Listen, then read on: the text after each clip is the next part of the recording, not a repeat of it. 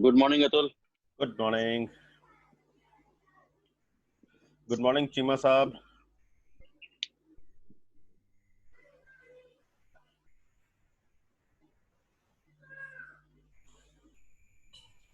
हाय, good morning. Good morning. Good morning, Vijay ji, कैसे हैं आप? बस ठीक हूँ।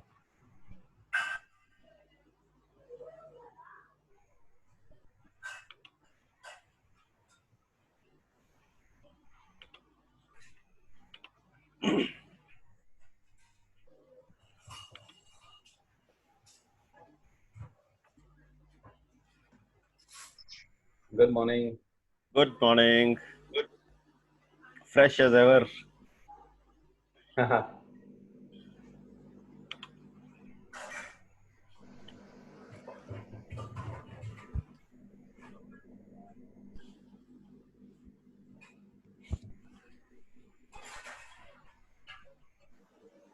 So we'll start in another couple of minutes. Till then, we can keep on having a chit chat. Sure. Yes, Atul. I was just waking up my son, so All right. I need to introduce myself. Yeah. We already have 11 people.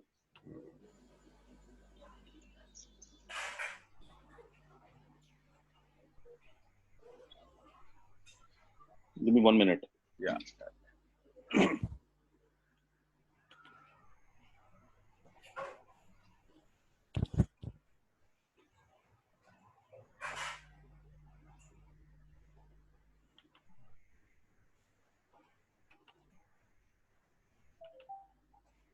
So Rohit, I've just made you the this thing a co-host. Yeah. In case you want to share some slide or something. Okay. All right. Thank Do you. you want to share something? Yeah, I have some photographs of some projects. Fantastic. Amazing हो जाएगा. Yeah. And JP, I love the presentations. Yeah, so JP, I've also made you the co-host.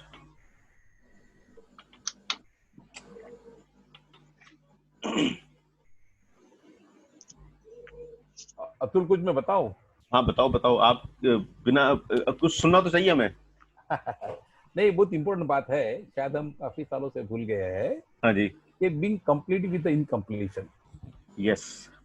And that will allow give us a space to move ahead, no, with the velocity. Absolutely. That what you have created. Hmm. So let's have the session one day on this, no? Absolutely. Because one of the dimension is that something is not okay, and that eats us like anything, no? Right. It's like it's like a black hole, and we get Absolutely. stuck into it. Unless we complete with that, see what are the situations in the life, correct? Day in, day Yes. out. So something is happening, and then we are not okay with that, Atul, and Yeah. the mood swings. I have a small request. हाँ जी बताएं. When you have these CEO talks and these knowledgeable people are coming, Yeah. if you can share their profile, maybe LinkedIn profile or something to know them better. Because we only know the name and the company name. Like before, when you are doing promotion marketing, send us a link to know them better. Fair People, enough. man. Fair enough. So in the next call, we'll start working on that. Yeah, thank you so much. Yeah.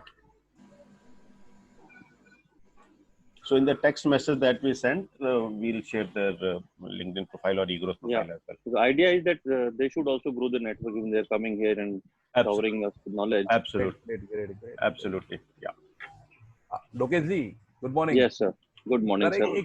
एक छोटी सी बात है, शायद हम लोग याद नहीं करते हैं, पता भी नहीं रहता है ना, कि जिस तरह का सिचुएशन है, जिस तरह के हालात है, most of the people experience is that they are in the black hole, in the tube well, no, and they're getting stuck inside. What will the future is a big question mark. So there is a technology which through me and Atul have gone through, and many of including you also must be aware. So जिसको बोलते हैं being complete with the incomplete, being complete with the past, with whatever happened, no. So that gives the space to move ahead with the velocity. And we look with the. Sir Atul ji जैसे अतुल जी हैं और even हमारी federation का जो podcast अभी webinar है, we have taken up the challenge to lead people in the dark tunnel. Okay. आप देखिएगा जब भी कभी भीड़ कहीं कंफ्यूज रहती है और कहीं भी बहुत बड़ा समागम हो रहा हो, संगठन हो रहा हो, तो और इसीलिए आप देखते हो कि मैं रेगुलर क्यों आता हूँ. आपको पता है, being an international marketing consultant and अपना वेबिनार होस्ट करना, लोगों को लाना, फिर भी मैं 9:30 बजे अतुल के पास आता हूँ क्योंकि we connect on the same calls. Right. We feel that we are two tires of the vehicle, Right. and we have a huge responsibility of business community to carry on. Right. Absolutely. Exactly. तो ये responsibility sir हमारे को ना बहुत बड़ा एक challenge दे देती है कि कुछ भी हो जाए, ये नहीं रुकना चाहिए. बराबर है, सही बात है, बराबर. So much go on. Show must go on, plus confusion chaos में people will do something which will be bad for family, bad for country. तो ऐसा क्यों करना है? सही बात, राइट. मेरे कल रात को मैंने जो पॉडकास्ट अब शेयर करता हूँ आपके साथ, उसमें यही बात हुई है कि पहले जिंदगी है. राजेश जी आगे. Anita, I can see you are there. Is Rajesh ji there?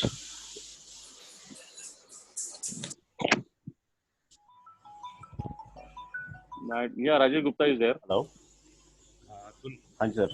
मुझे ना लिंक पे बार-बार जा रहा हूँ, फेसबुक पे लिए जा रहा है मुझे.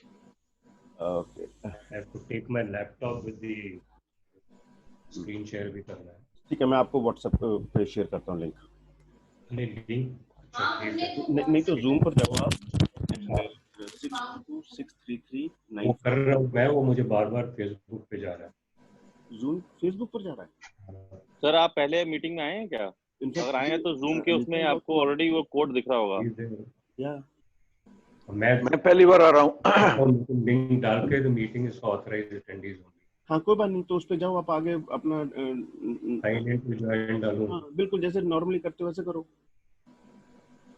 ये पर फेसबुक पे लेके जा रहा है. लोकेश जी. यस. एक बात अलग से करते हैं, यहाँ पर भी करनी जरूरी है. With the whatever challenges that people have in life, what is their experience where they are into, no, emotionally. Emotions carries a fundamental. Sunday का टाइम बढ़िया है चौपाल में बैठ के बात करने का, उसमें बात कर सकते हैं. ज्वाइन करता हूँ. Meeting is authorised attendees only. Click sign in to join. Sign in कर रहा हूँ, वो मुझे फेसबुक पे ले जाता है. Log in to Facebook. Sir आप डायरेक्टली जूम पे कोड डाल दो ना. अतुल नहीं मैं तो जीमेल से जा रहा हूँ. We have Yeah, I know.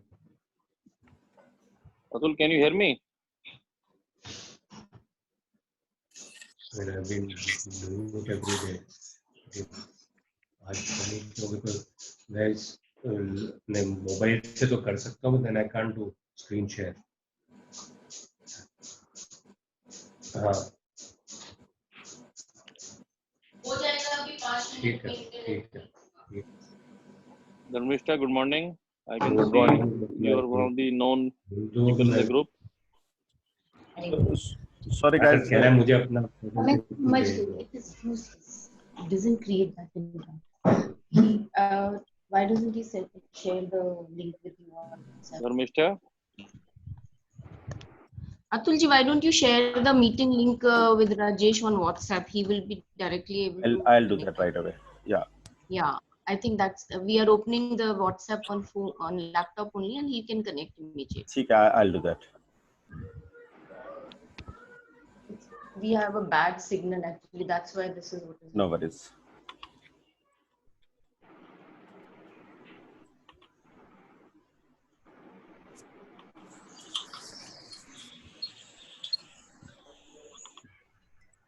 So I've shared it with them on WhatsApp. Open it here. Yeah. So good morning, everybody. Rajesh ji was having a challenge in logging in. So while he logs in, I'll just take you through what CEO Talks is all about, and then we'll introduce the panel. And after that, towards the end, we will have an open session where the panel will be glad to answer your questions. And when you ask questions, you please share your introduce yourself as well. Okay, so I've just muted all of. Hand, any question you have? You would need to unmute yourself. Reena, you got a question? You raised your hand.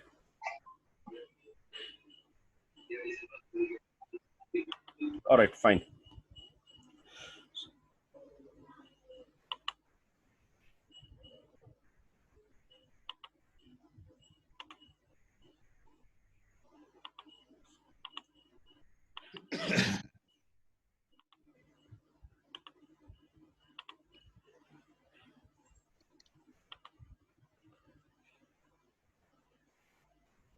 So good morning, everybody. My name is Atul Puri. I'm your host. Okay. I'll tell you a little bit about CEO Talks, and then we'll move on to the presentation as I just discussed with you. So CEO Talks is something which got unlocked during the lockdown. We started on the 25th of March, and we have been having a conversation every day, morning 9:30 to 10:30. Average participation has been around 40 people on Zoom and around 250 plus on Facebook Live. Today, as of now, we are not live on Facebook, and sometime we'll try and go live on Facebook as well. And on an average, around 60 plus on YouTube. Okay, so these calls, they get recorded, and after that, they also get shared on YouTube. As of now, around 5,000 plus unique participants have participated in these. So far, various topics on which we have had calls, or rather meetings, are branding, sales, marketing, and we've also had on business automation, industrial engineering, business opportunities, information technology, on compliance, and we've also had legal experts and investment experts who've spoken. So these talks, the participation fee is rupees 200. The payment link is here. In case you have not paid, I would request you to please pay for it. All right. And Saturdays are very special. On this, we have been hosting Industry Connect, which is a discussion wherein we invite experts from a certain domain of the industry and we talk on a specific topic. So today the topic, as you all know, is creating a bridge for a sustainable planet. So today we'll be talking about sustainability of the planet. How does this impact you and how you can make your businesses more sustainable? All right. And on Sundays, we have another very interesting topic. We call that as Chapal, experience laziness. This is where we invite business owners and there is no specific agenda, just get to know each other, just chit chat and have build a bond which can exist, be there for an entire lifetime, right? Participation fee, as I said, is rupees 200. I invite all of you to please make note of this payment link and make the payment in case you've not done. All right. CEO Talks is also an opportunity for you to promote yourself, or it's a speaking opportunity. So if you go in for a single talk, you pay only 5,000 rupees. For 2 talks, you pay 4,000 rupees each. And for 3 talks, you pay 3,000 rupees each. Thereafter, it is 3,000 rupees for every additional talk. What you get in this is that one day before the talk, there is a promo which gets created and that gets rolled out across the eGrowth network. So that means WhatsApp, Facebook, LinkedIn, Twitter, Instagram, and there is a mail which also gets sent out. And in this process, we reach out to around 1 lakh users who are primarily business owners. So they can be manufacturers, traders, international business trainers, coaches, all kind of business owners are welcome here, right? Now let us look at who are the people behind this, all right? So this is a creation of eGrowth, the leverage platform. We're the world's first BAD ecosystem. BAD stands for Business Advisory and Business Development. Our mission in life is to empower and enable businesses. We conceived in 2014 and we have been growing ever since. As of now, we've got around 28,000 business owners who are there on the platform. So they come from various industries. These are some of the images of the various events that we've conducted in the past. In 2017, we went on a road trip to Punjab, and these are images from that. We also went on a road trip to West India. These are images from that. So that was Rajasthan, Gujarat, Maharashtra, Madhya Pradesh, and back. And in 2018, we partnered with Startup India for their Startup India Yatra in Uttar Pradesh. So Startup India conducted boot camps across 5 cities, and we were technology partners with them. So this was Lucknow, Gorakhpur, Sultanpur, Kanpur, and Noida. And then we have been doing a lot of stuff to promote entrepreneurship at large. So in this image, you can see some of the events that we've participated in. So here we've got images from Shimla, Udaipur, Kanpur, Jamshedpur.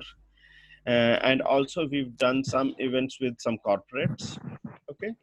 And we also have been conducting something called as Celebrating Womanhood, which is a flagship event for women entrepreneurs. On the 8th of March 2020, we conducted the third Celebrating Womanhood event in the series. And this time we did it along with the FBA, which is Federation of Buying Agents, and we intend to take it make it larger as we go into the future years. And also this year we launched a business model which is called as the leverage model, which helps you design your business, and we keep on building on that. And this page also covers some media coverage, and that you can see. All right. How is it that you can associate with eGrowth? The first and foremost is you can go to our portal, so egrowth.org. This is where you can create your personal profile. You can start publishing blogs and articles. You can list events. You can post opportunities. You can also post your requirements. All right. There are more than 18,000 business owners who are already created their profile on the portal. So you are most welcome to create yours as well. We are present on social media. Our social media handle is egrowth.org. We're there on Facebook, LinkedIn, YouTube, Instagram, Twitter, as well as on WhatsApp. On WhatsApp, we've got a complete network of around 50 WhatsApp groups right now.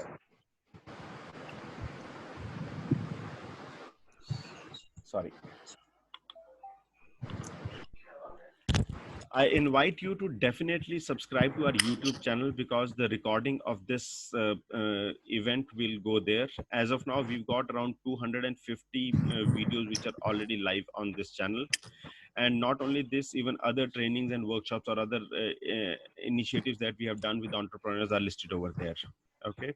So we actively engage with entrepreneurs by way of workshops and trainings, eGrowth mixers, which are networking meetups. We also organize something called as eGrowth Town Hall, which is specifically for the eGrowth premium subscribers.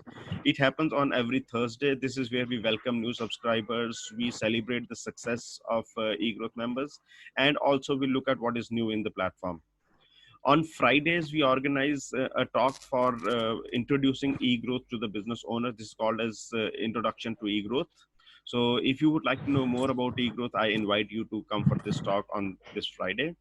And then CEO Talks, as I shared with you, it happens every morning, 9:30. And we also have another engagement, which is called as eGrowth Inner Circle. eGrowth Inner Circle is a structured platform wherein our members, they meet 2 times in a month, and we work on what we call as distributed consulting. This is where we help our members to look at their challenges, and we help them go beyond their challenges. All right. The highlight of this meeting is the CREATE session. CREATE is an acronym for challenges, resolutions, empathy, analysis, trust, empower, and enable. We also help our members connect with other industry bodies, the industry associations, chambers, and commodity boards, and all of them, so that we can build business to the next level, right? We invite you to subscribe to eGrowth. So you can start with a one-time registration wherein you get a verified profile. You get read-write access, so you can start publishing blogs and articles so that your business can get discovered. And you can participate in our networking meetups, which are called as eGrowth mixers, and you can pay as you go. Or you can go in for an annual subscription wherein you get access to the first degree contacts. You can also create a business portrait, and you have the privilege of hosting eGrowth mixers. And you also get free access to the eGrowth mixers across India. And the third level is an inner circle, wherein you also get to participate in the eGrowth inner circle meetings. You get access to the second degree contacts, and you have access to the large industry bodies. When you subscribe to eGrowth, you also get special offers from eGrowth members. So like this one, so wherein you get free web hosting for a period of 2 years. You can host 3 domains, 15 email IDs, and get up to 1.5 GB of storage space. For the month of May, we are extending this to only 5 subscribers. So you may want to try it. All right. One of our members, EvoConnect, they are offering free digital business card. Favors offers 10% discount on sanitation services. All right. RS232 offers cashback on purchase of iPhones. All right. And like this, on top of it, there are still many more offers which are available to you once you consider to join eGrowth. All right. When you consider to register with eGrowth, the benefits that you get is you get access to a curated network, you get privileged access, you have online engagement, offline engagement, you can create or manage your profile yourself. All right. There's only a one-time registration fee, which is valid for 10 years, and it is only 8,000 rupees. All right.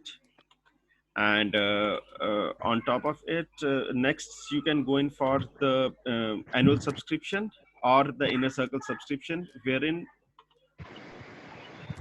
you get access to the influencer network of eGrowth, you get premium access, and you also get opportunities for power networking with other influencers on the platform. Optionally, you have access to the inner circle industry connects, wherein we take delegations or we invite delegations from various industry bodies. We also organize buyer seller meetings which have direct impact on your business. So an annual subscription is at 18,000 rupees, and a subscription to the inner circle is at 30,000 rupees. And let me give you an insight into the value and a very special offer for the day. So first thing, you get access to 365 CEO talks, which itself is around 73,000 rupees. Registration worth 8,000 rupees gets waived off. And you can also get a second opinion on your compliance issues, which is worth around 5,000 rupees. Web hosting is around 4,000 rupees. Digital business card is around 500 rupees. In total, you have benefits worth 1.2 lakh rupees. And all this is not available to you at 30,000 rupees. Instead, you are paying only 15,000 rupees plus GST. All right. In case you are interested, you can please get in touch with me, and we'll be glad to support you on that. Okay. And also another very interesting thing is on this Monday, Wednesday, and Friday, we are rather I'll be the host who is conducting a workshop called Leverage in COVID-19 Times. This is something which will help you restart your business or reframe your business in the new times. Okay. So in these 3 days, we will be covering 3 different aspects. The first one is the new world order. The second is the leverage paradigm. And the third one is what is in it for you. Okay. So Monday morning, Wednesday morning, and Friday morning, the timing is morning 8:30 to 10:30. The access is the same contact that you used to log into Zoom today. It will be the same. To know more about it, you can go to egrowth.org, the leverage model. This is priced at only 999 rupees. So in just 1,000 rupees, you get access to these 3 complete program, which consists of 3 2-hour workshops, right? So this was a little bit about the CEO talks about eGrowth. If you want to reach out to us, you can please note down these numbers: 9810162028. This is Sanjeev Ahuja's number. He is the president of the Inner Circle India. Then 89209266565. She's Ronika Bhatia. She's the community manager India. And in case you want to reach out to me, you can write to me at atul@egrowth.org. All right, so this was a little bit about eGrowth. Let's move on. So Rajesh, are you there?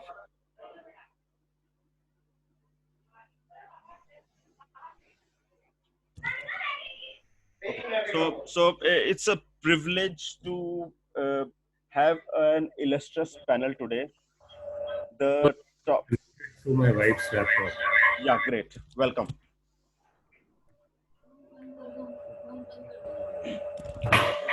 So,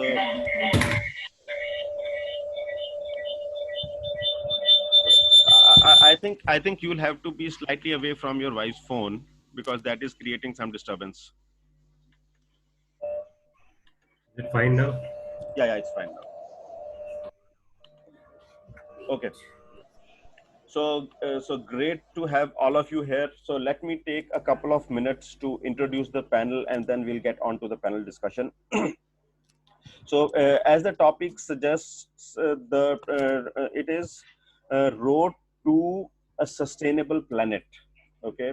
So the times that we are in when we are locked down, this is because there is so much happening on the planet. There are things which have really gone out of our control, and it is time that we started thinking about rejuvenating the planet. So there can be multiple aspects to it. One is that we really need to, the planet is already exploited to an extent which is far beyond our comprehension. Okay, so we need to really start getting our act right. Second piece is we might want to look at it from the perspective of how is it that we can make viable choices and still remain sustainable. So this is one thing that we will be talking today. So let me introduce to you our speakers for the day. The first speaker is Mr. Rajesh Buddhiraja. So he is a consultant in HVAC and natural ventilation. So for those of you who don't know what is HVAC is, so HVAC is heating, ventilation, and air conditioning. All right. He is a graduate from IIT Kharagpur, 1976 pass out. Okay, he's worked with some large companies during the journey, and now he runs his own consulting firm. He's a thorough gentleman, and if I would say, definitely a very learned person. All right. So it's a pleasure to have you on the panel today, Rajesh. All right. Thank you. Yeah. Our second panelist for today is architect Rohit Nagia. Rohit passed out from the prestigious CEPT Ahmedabad, which is among the best architecture institutions across the globe and definitely the best in India. He is somebody who specializes in green architecture, and that is something which is out of choice. He could have chosen to be a normal architect and minted money 24 hours a day, but he chose to be more friendly to the planet. And so when I was speaking to him, he told me some of the interesting projects that they've taken up and some of the places where they've really created miracles, if I would say. All right, we'll hear more from him as we get along. Our third panelist for the day is JP Singh, Jitendra Pal Singh. He is another thorough gentleman, a graduate from Bharati Vidyapeeth, became an electrical engineer, was born into a family which has been into electricals. Okay, he's a second generation entrepreneur, and he is somebody who specializes in solar energy. Okay, so he runs a consulting firm which is into consulting, execution, as well as monitoring of the solar energy installations. Okay, so this was a little bit about our panelists. I know I have not done enough justice to their introduction, but yes, to begin with, I think we can start here. So Rajesh ji, let us start with you. You can share your screen. Yeah, so you're already the co-host. So you'll be able to share it.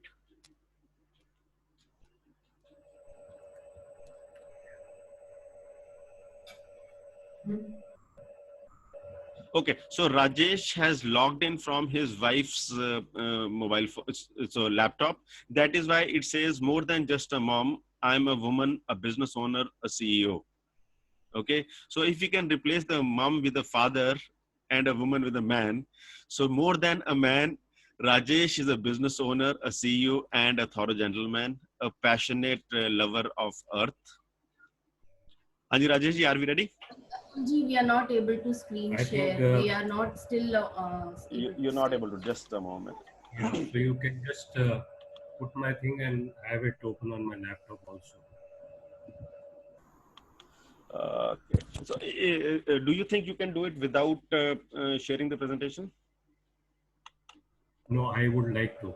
You would like to. So then, okay. So let's do it like this. You figure it out while we'll invite Rohit to speak. Will that be fine? Yeah. Okay. Yeah. Done. Okay. Rohit. I'm here. Yeah. Great. Please. Yeah. So I think to begin with, thank you, Atulji, and the entire eGrowth team and members for having us here. I think all of us, for all of us, it's in this lockdown, it's a great opportunity to be part of this discussion forum, because this is a subject which is very close to my heart. And I would like to start by defining what a sustainable building is, because that is something which a lot of people need to know, and I want to do it in very layman terms. All right. So I would call a building sustainable if and only if during its process of design intervention.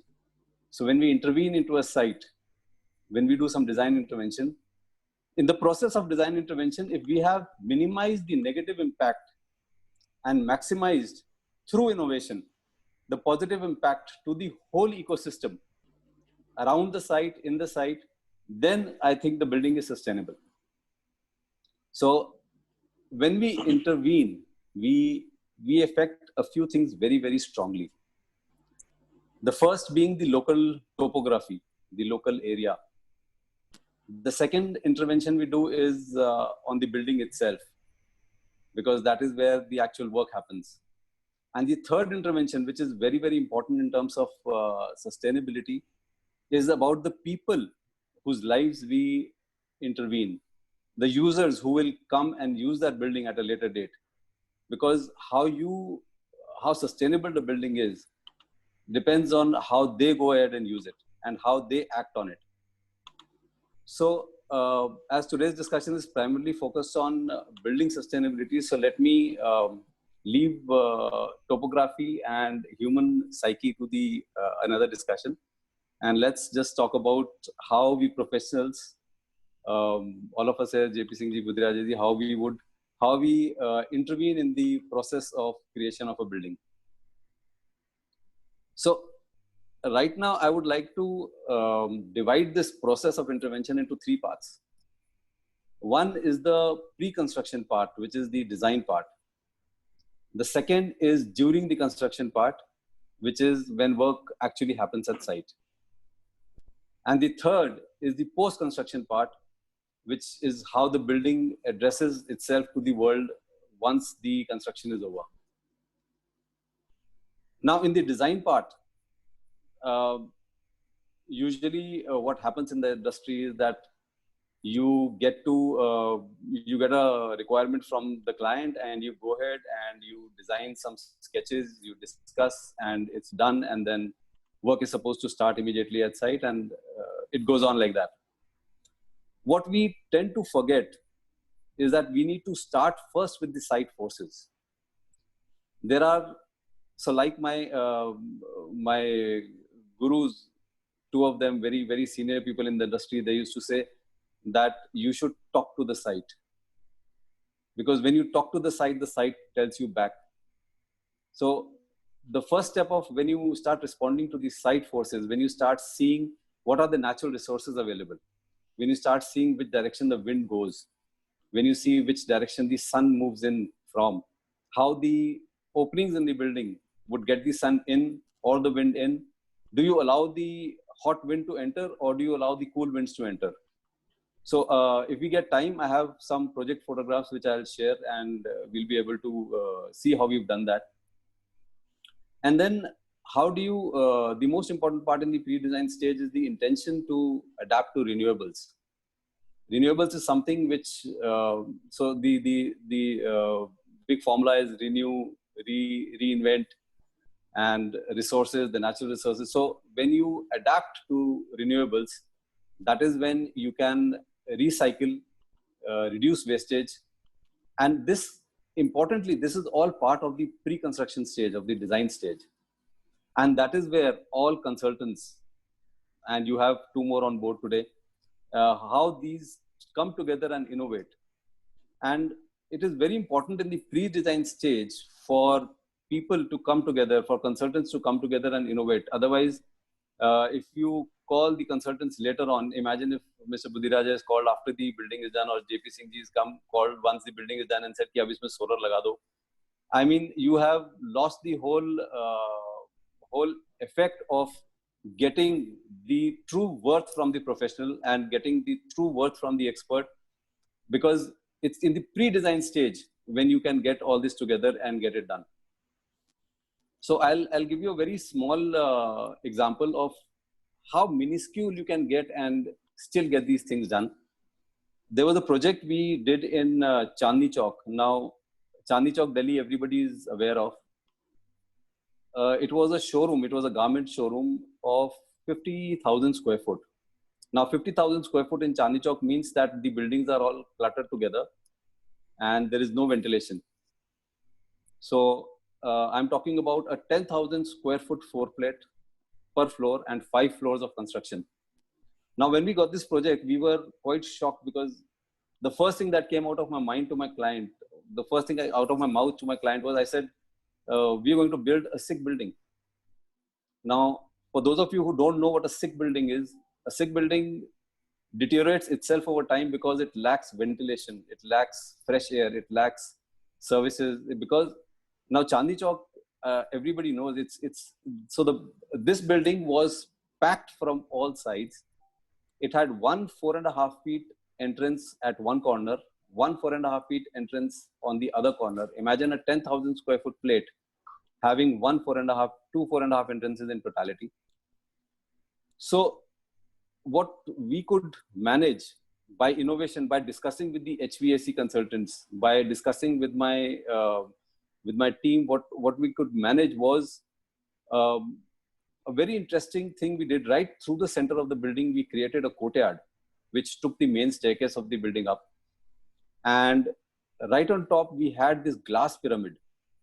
Now the glass pyramid, so if a pyramid has 4 sides, this one side of the glass pyramid was opened like that, and it was covered like that. So you don't have the rain coming in, but you have a ventilation system which goes out. And beautifully, when I discussed this with the HVAC consultant right in the beginning, that this is what I want to do, because I want to ventilate this building 24/7, 365 days a year with no cost. The clients happily agreed, and we were able to manage to do this. And the cost of that glass pyramid on top was something like 3.6 lakhs with the steel frame, with glass, tempered glass, security glass, everything. And what it does, now what is important is what it does. What it does is that once the sun hits on it, it heats the pyramid. It's a glass pyramid. So inside, the air volume inside gets heated up. That air volume gets sucked out because of that opening in the pyramid. And it gets sucked out. That opening is in the direction of the natural wind flow, where in the main summer times, where there is going to be a lot of dampness and stuff like that. So that air gets heated, pulled out. When it gets sucked out and it flows with the air, there is a natural pull in from those 2 4 feet entrances. And it creates a natural flow of current right through the building all year, throughout the entire life cycle. And it's been 7 years now. The HVAC consultant, when he did the calculation, we we found out that we will get air conditioning losses of half a degree, which means if you want to have 25 degrees Celsius as your cooling temperature, you will get 25 and a half. It will be a half a degree hotter, which did not matter at all, considering to the fact that the showroom was fresh throughout the year, 365, 24/7, and the clients were so happy. They congratulated me. They said, "Sir, lot of times people walk in and say कि आपका showroom इतना fresh कैसे रहता है? हम जो बाकी showrooms में जाते हैं चांदनी चौक में, जो आपसे बहुत छोटे भी हैं, वो ventilated नहीं है, उनमें तो smell आने लग जाती है. But your showroom is properly ventilated." So thanks, Rohit. Yeah. I think this was an awesome beginning to the discussion.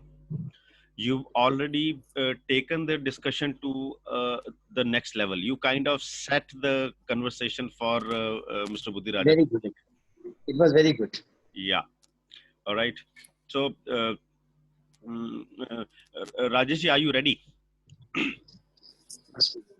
Yeah. So, Rohit, what we'll do is we'll come back to you in some time, because the things what you just spoken about, if you have some photographs, I think that'll make it even more interesting. We'll come back to you on this in some time. All right? Sure. The photos are ready. Yeah. Perfect. Hanji, Rajesh ji, I think he's kind of just built it enough for you to come in. He set the ground. In fact, what Rohit rightly said, see, often our insistence also to the client is that invite us while you are conceiving the building. Because often once you build the building... So I would request you to please tell something more about yourself. Yes, okay. So that people are able to relate even better with you. Yeah. Okay, fine. This is Rajesh Buddhiraja. I live in New Delhi.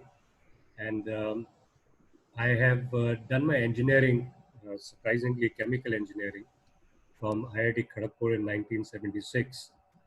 And in the last 44 years, I have worked in companies like Thermax. Thermax, one of the biggest companies in steam boilers and vapor absorption systems. They were, in fact, the pioneers in the vapor absorption refrigeration systems. Louder.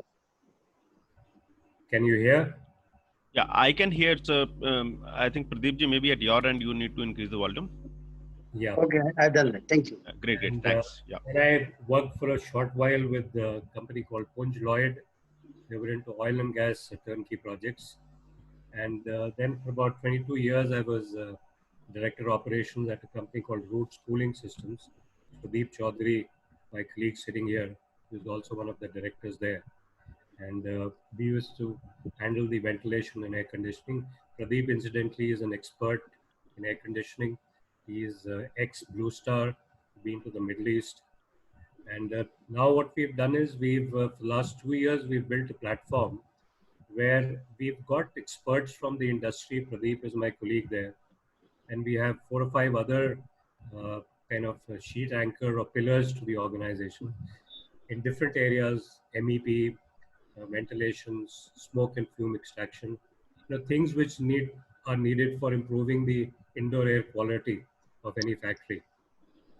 I just want to share my screen with you. Yeah, please.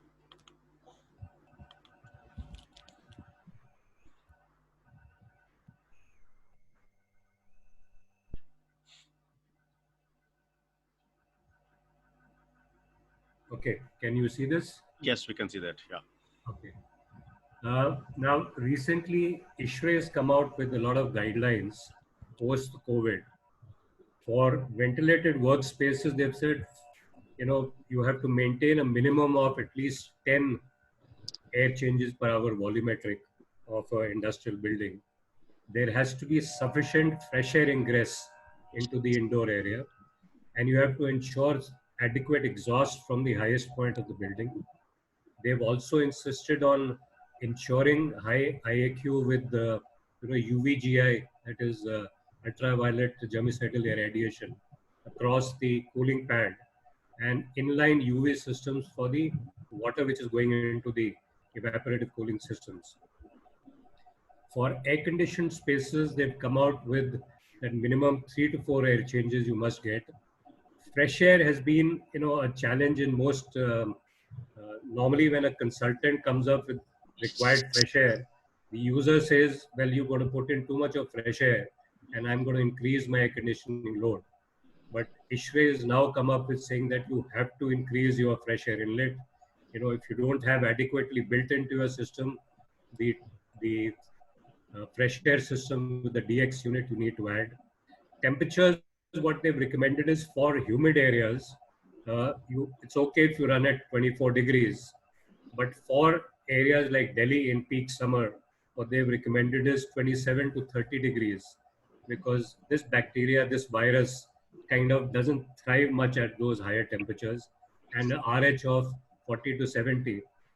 I've often seen, you know, if you go to homes of people run the AC at 20 degrees and they take a blanket or a quilt. Now, I normally run it at 26, 27, and you can run the fan at 1 speed. So this is what exactly I've been doing for so many years, and I'm sure a lot of you must be doing. ISHRE has now actually come up with that do this because that will save you. There are other things they've said is... Rajesh, there are two people who raised their hands. If they can please ask the question. Yeah, okay. Yeah, Sandeep, I think you asked, you want to ask a question? Right. Yeah, please. See, good morning, everybody. I'm joining this first time and enjoying this. I just want to ask, we all are, I'm also an engineer. I did way back in 83 in mechanical. Okay. And I'm in the business of doing medical gas pipeline system and modular operation theaters in the hospitals. If anybody must have heard of this area.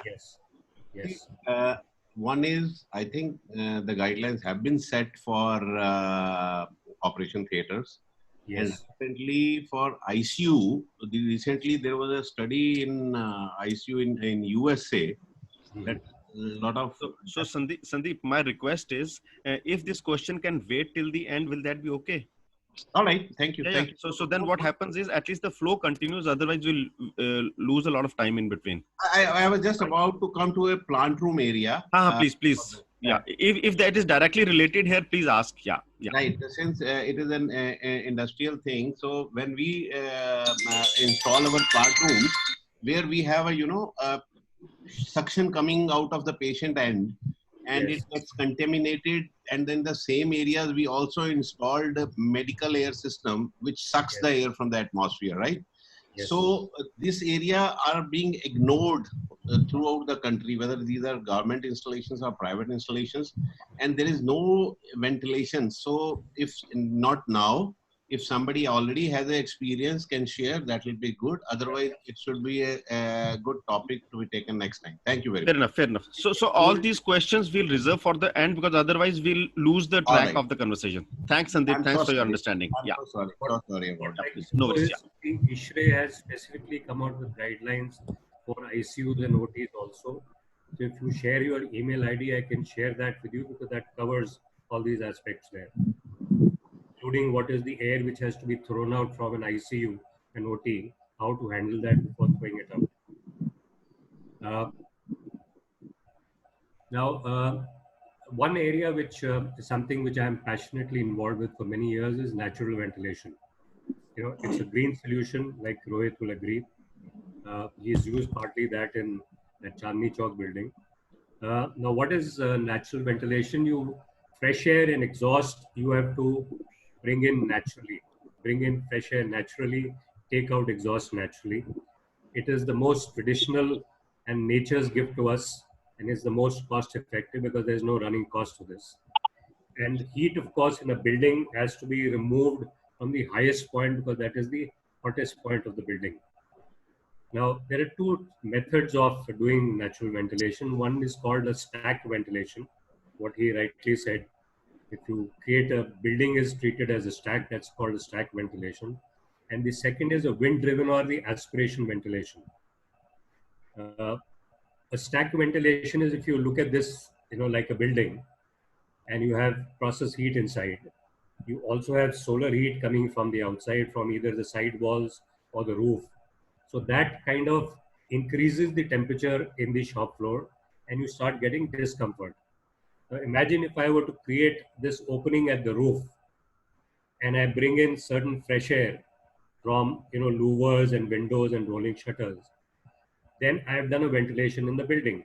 But then the moment I create an opening at the roof, I let rain come in. Now that obviously is not desirable. So what you need to do is you have to weatherproof this opening, which can allow air to go out, but does not let water to come in. So that is a technique which is a available technique. Now what you actually have done is you have created, when you create a ventilation at the topmost level and you have weathered that opening, fresh air coming from these inlet openings, what you've created is a neutral zone. It's an imaginary dividing line. The top will be warm. The bottom, traditionally we try to keep it at 4 meters because a man height is about 1.8 meters. So bottom 4 meters is cooler, top is warmer.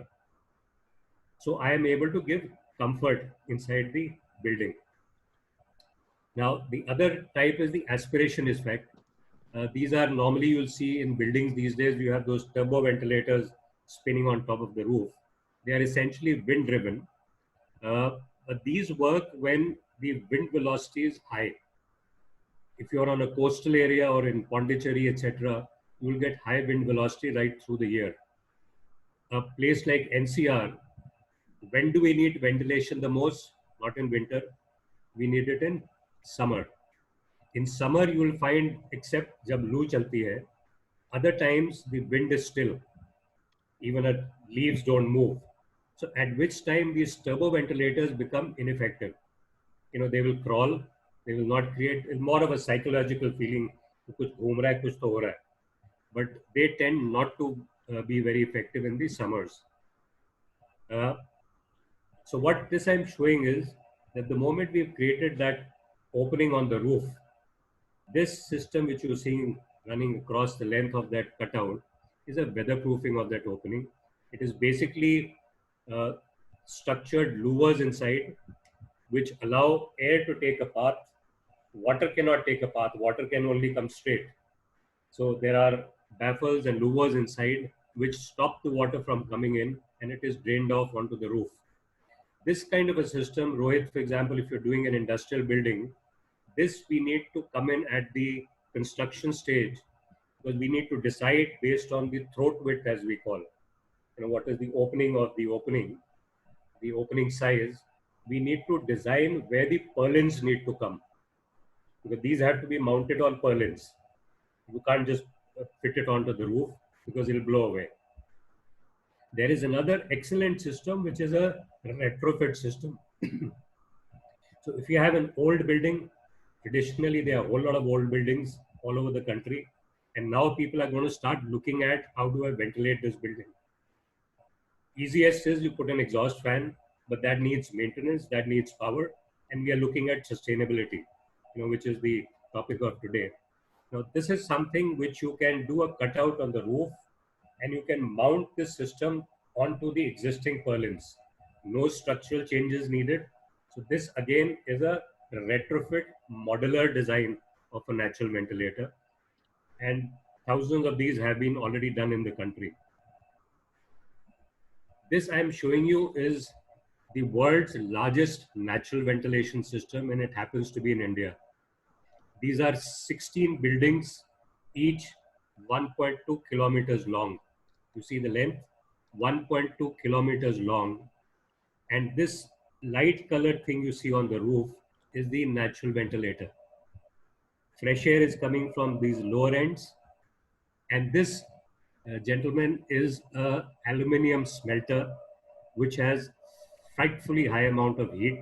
So if you try ventilating this mechanically, the kind of energy you will use is going to be phenomenal. This is the world's largest aluminium smelter owned by the Vedanta Group at Jharsuguda in Orissa. It is 1.2 million tons per annum. The one before that in the Middle East was 0.75 million tons per annum. Mr. Anil Agarwal, who owns this company, he also owns a lot of other companies. He's today one of the biggest steel manufacturers probably in the world.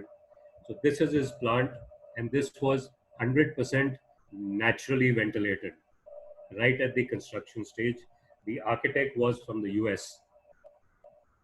Now, like I've already said, when you're designing a natural ventilation, do not rely on wind, because wind may be there, may not be there. So we have to design a system which is independent of wind. Ideally, the system which I've shown you in our design calculations, wind velocity is taken as 0. In the empirical calculations, wind is 0. There's no point of taking any wind velocity. And we have to ensure that there is no leakage from the roof. So that has to be a 100% weathered construction. You can imagine if in an aluminum smelter, there is a drop of water coming down, it can create a flash. We have done these, there are warehouses of Reliance at Hazira and Patal Ganga, which are naturally ventilated. The Port Trust building at Mumbai, all the buildings are naturally ventilated. Now, one very important thing which I often see, if you go down, let's say towards Manesar, you will find a lot of warehouses, by companies. You will find some of those rich type ventilators installed, small 2.5 meter lengths. Shockingly, the entire building envelope is closed. There is no fresh air.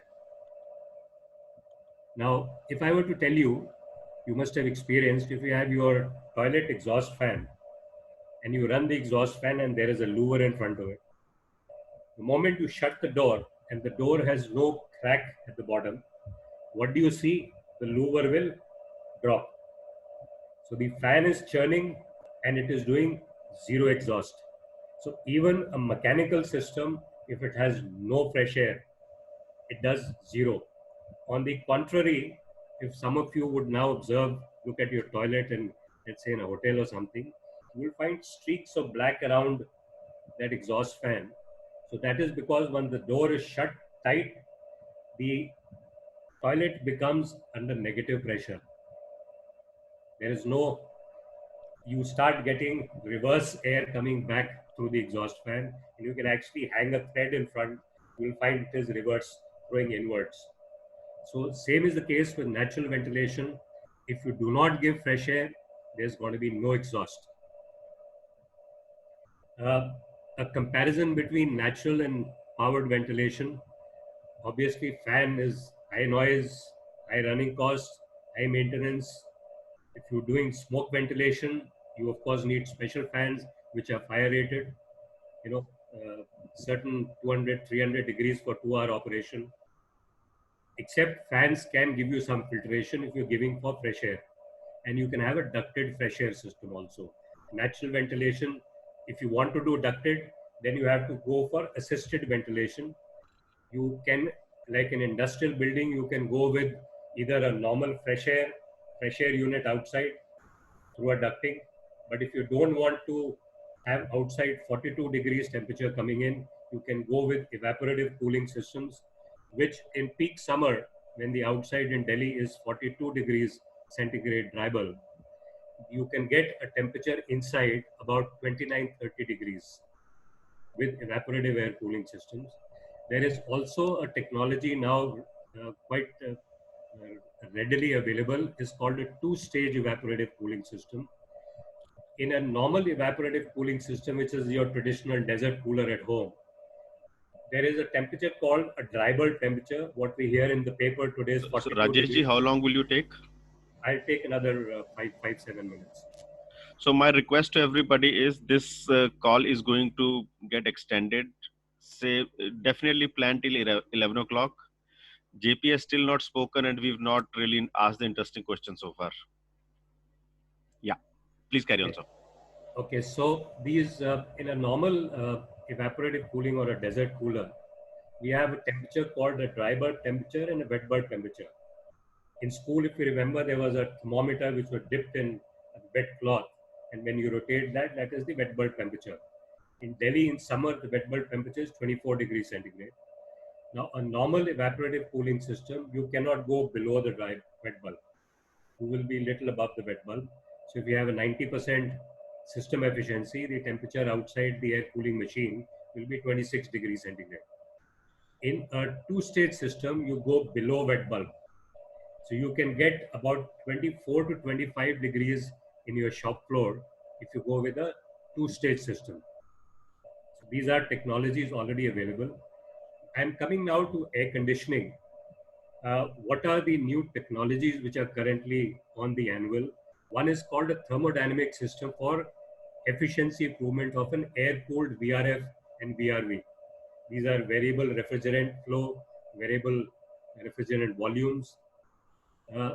This system is, what it does is, this is the compressor, this is the condenser in a air conditioning circuit, in a chiller circuit. What this technology does is, it puts in, Mr. JP Singh would be interested to know, it is a solar panel which is included here. So part of the work what the compressor is doing, this system does that work, and the remaining work is then done by the compressor. And this is how it shows. So this is your compressor, this is your condenser, this is the solar panel which is fitted in here. Now this is known to have given savings of anywhere between 25 to 40% of your running cost. This was kind of for an 8-hour running a day. This system had a payback of about 4.6 years. Similarly, if you have bought a 12-hour running cycle, this is about 3 years as a payback. And then, of course, the savings are multiplied every year thereafter. So this is a technology available. It's not manufactured in India. It's a German technology. But there are people who are offering that in India today. Now, I'm just touching, Rohit, what you might probably touch. Green building is one, as IGBC says, is one which uses less water, optimizes energy efficiency, conserves natural resources, generates less waste, provides a healthier space for occupants as compared to a conventional building. That is the mandate of the IGBC. The Indira Gandhi Paryavaran building is the first net zero building in India, which has used a lot of these technologies. Rohit maybe can elaborate a little on that. When we are looking at when you do a building materials, you have to look at the resource efficiency, energy efficiency, cost, ability to recycle as to reduce the waste, better water conservation, and of course, enhanced IAQ. In the resource side, you need to look at materials which are locally available, which can be reused or refurbished, durable and long lasting, made by resource which use efficient manufacturing methods. Glass, in fact, is one of the, if you look at the inherent energy in any building which has a glass facade, it is probably the highest energy consumer because that glass takes a high amount of energy. There is a technology which is a very exciting technology I came up with, that most of you would have seen the Kidwainagar complex which has been built by NBCC.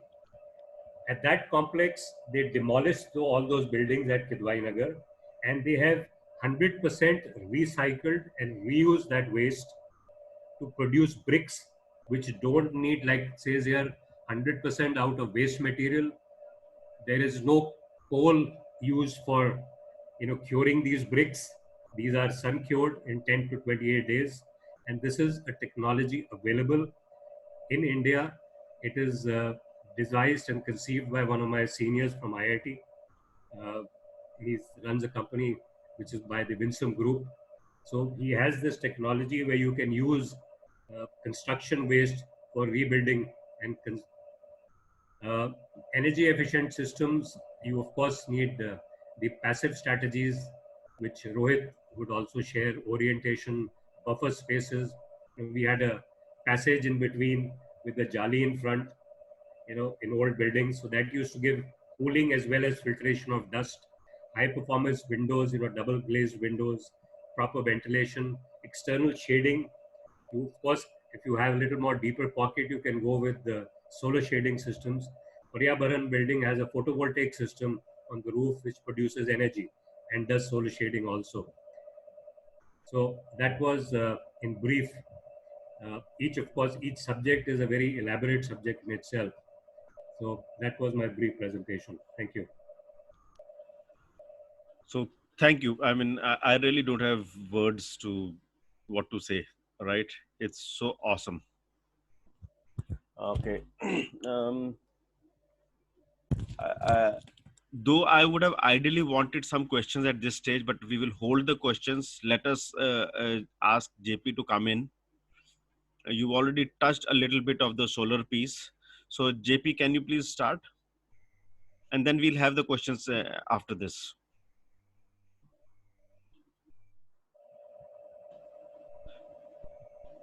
So JP, are you there?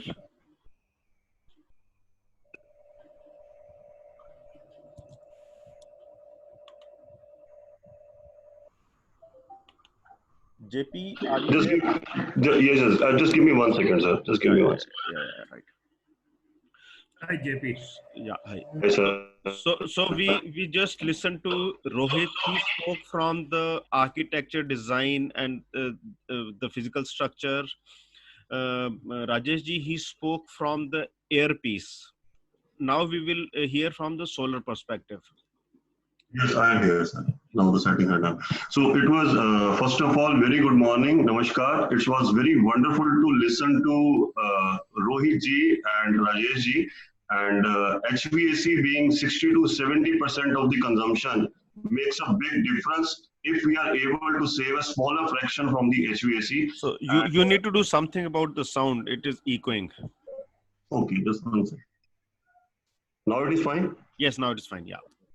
So it was very interesting to see what measures we can take for the HVAC side and architecture side.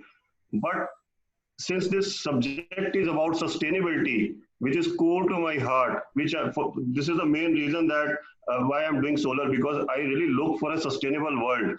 And when I say sustainability, I just want to start from very basic. And for that, I want to split this word sustainability in 2 parts. Sustainability. What does it mean? What is the meaning of the word sustain? Sustain means that I am able to keep it up. I am able to hold it up. And when I say I am able to keep it up, it means that I am meeting my present needs without compromising with the future needs. That is the meaning of the word sustainability. Johan Eccleston, who was the first sustainability consultant in this world from UK, gave the definition of the sustainability that today, if I am able to meet my present needs without compromising my future, then I am able to create a sustainable world. And he gave the world the theory of the triple P. And my dear friends, we all know the theory of the triple P is in terms of public-private partnership. That is what triple P is, public-private partnership. But the theory of John Eccleston for the sustainability consists of 3 P, and the first P is profit. First P is profit. Second P is people.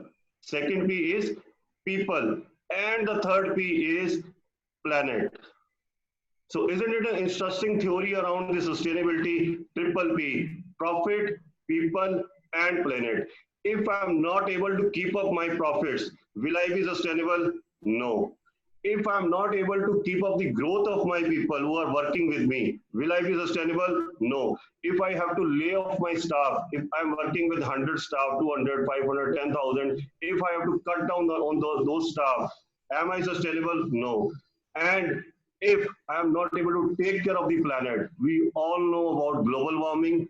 We all know about the impact on the environment in terms of melting of ice, the rising levels of the sea, and there are millions other problems in the planet in terms of pollution, in terms of water pollution, in terms of air pollution. So if I'm not able to keep up the planet in the good shape, I'm not sustainable. So his theory for the triple P, profit, people, and planet, that is what the sustainable world to me, that if I'm able to carry all these 3 Ps with me, then I'm only able to say that I am working for a sustainable world. And planning for the sustainability is not for 2 years, 3 years, 4 years. Planning for the sustainability is for the decades. And that is why we need the far-sightedness to vision what we are trying to create after 50 years. And for that, we really need to work upon reduce, reuse, and recycle. And from here I start what and how electrical and solar can contribute in building up a sustainable world which can meet our needs. So being a solar consultant, what I have seen that we are heavily dependent on the fossil fuels, which is coal or some other forms. But if we have some other alternative sources like solar, then definitely we can cut down on the carbon emission that can actually help us in bringing sustainability. The second aspect, other than the solar, is when we are talking about the profit, it is very important that we can see how we can increase our profit. There are two ways to increase your profit. The first way is to increase your sales and increase your profit. This is the first way. The second way is to cut down your cost and increase your profit, because your profit is always sale minus purchase, or selling cost minus making cost. So if you are not able to increase your sales, definitely you can do something to reduce your manufacturing cost or your purchasing cost. And if you are able to work on it, it means you are able to increase your profit. And if you are able to increase your profit, you are going to be more sustainable. How many of you agree with me that increasing profit is not always increasing the sales, but it is always to look inside the system and see where we can do the waste management and where we can do the savings in the cost? Those who agree with me, please type yes so that I can move forward.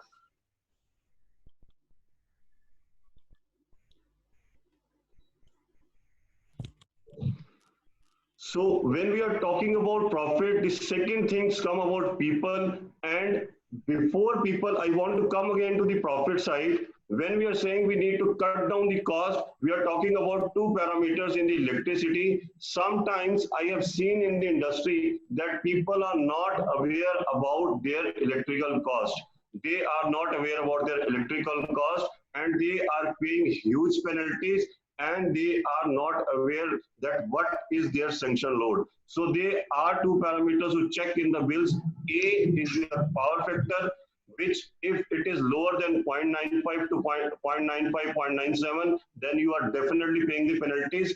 Second is if your sanction load is way higher than your running load, because I have worked with many industries, because being a solar consultant, our first job is to ask for the electricity bills, and when we see that their sanction load is 200 kilowatt, but their running load is only 50 kilowatt, it means that they are paying extra amount for those 150 kilowatt. So for those who believe that they can cut down on their cost, need to check for these two things, power factor and sanction load. And for that, if you need any help, you can get in touch with me. I would be very happy to help you. But again, coming back to the profit, I would encourage you to go for the reduction in your cost of the electricity by measuring your bills and adopting solar. Solar has become very cheap. Now the payback period is only 4 years. And solar, the best part about the solar is that you can make energy without any kind of intervention. So the best part is that if you are not able to use that energy, still you can export that energy and you can get benefit from it. So this is about sustainability. So if we want to wish to create sustainable world, we need to think from the BBB perspective, and we have to take everyone along, including the profit, people, and planet. This is what sustainability means to me. Fantastic. So thanks a lot for creating such an interesting, bringing us back to the topic. All right, great. So based on this, I'm asking a couple of questions. So let us get back to Rohit. So yeah, Rohit, can you please share something on what are some of the measures that you have historically taken for sustainability? Okay, let's keep the response brief now because we don't have much time. Yeah, so let me do one thing. Like everybody was, I've got messages also. Let me show the photographs of the site. Absolutely, please do that. Yes, yes. Number one, and number two, like I was speaking earlier about pre-construction stage. The second element which I was talking about was during the construction stage. Now I'll show some photographs of during the construction stage. So this was a factory cum farmhouse project we did in Rajasthan, and I will show you how, with minimum intervention on site, with not even a single tree cut, how we could plan to design the whole complex very interestingly. And it's a small farmhouse cum factory, but they are now net zero. They produce their own electricity, they produce their own fuel, they have a biogas plant in house, and this factory is so it's very can you please add slightly more on, or explain slightly more about what net zero means? For some of us, we would have heard it for the first time. All right. So net zero means that you are not dependent on the grid for electricity. You are not dependent on the government for water, and you produce your own food too. And Fantastic. that is, I think, what is the Corona times have taught us. In fact, the new projects which are going to start, they all have this inbuilt now, because without this, it's going to be very difficult. So the second project I'll show is this farmhouse, where so the factory part in that I was telling you is they print wedding cards and they export it all over the world. So wedding cards, you can imagine a lot of wastage of pulp, paper pulp, lot of wastage of lot of chemicals, because in printing you need a lot of chemicals. So they managed to get all this solved and sorted within the complex. So they have, I told you, they have a biogas plant where all the waste is gone and it's recycled. They have, for chemicals, they have filter plantations and everything, and there's no water which leaves the site. That is rule number one, no water leaves the site, and entire roofs right now. So I have old photographs which might not have these solar panels, but right now the entire roofs are covered with solar panels, and they in fact produce more electricity than they need. Fantastic. So let me quickly share first the Chandni Chowk showroom. Let me see if I can.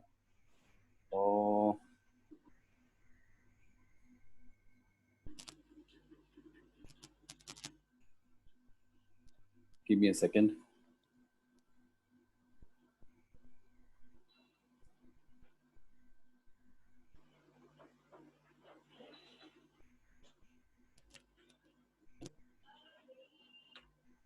There's some problem here. I'll just need to download the photographs. So give me a minute. Okay. If you have it on a website or something, you could maybe share the website. Let me just pull it down. Okay. So while he's pulling it down, so one thing what we need to look at in the sustainability piece is that the earth has limited resources, and so far a lot of effort has been, not only effort, the focus has been on consumption. We also need to put in enough effort towards recharge of those. So if you look at say brands like say Pepsi or a Coke, if we read what they've on their bottles, they talk about recharging so much of water on this planet, because water is one of the big resources that they consume. All right. So in this, they help in rainwater harvesting. So in many villages, they would adopt where they start with rainwater harvesting, or they would create their own recharge wells. All right. So like this, I'm talking about a large corporate.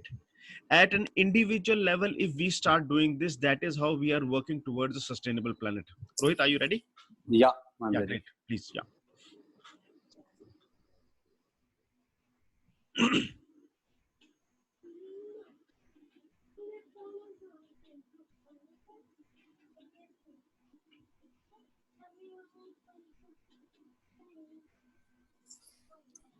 Okay, so is this visible to everyone? Yes, it is.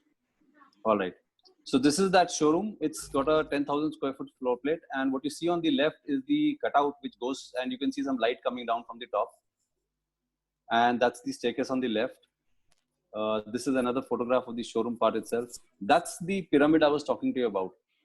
So the last floor we knew would get heated up. So we closed up the last floor. So there is no direct, heating into the spaces. And it was more of a store over there. So we could use the last floor height, like Mr. Buddhiraja was talking about, the top height which gets heated up. So we could keep that a little warm. That was okay for us because the lower floors were very effective.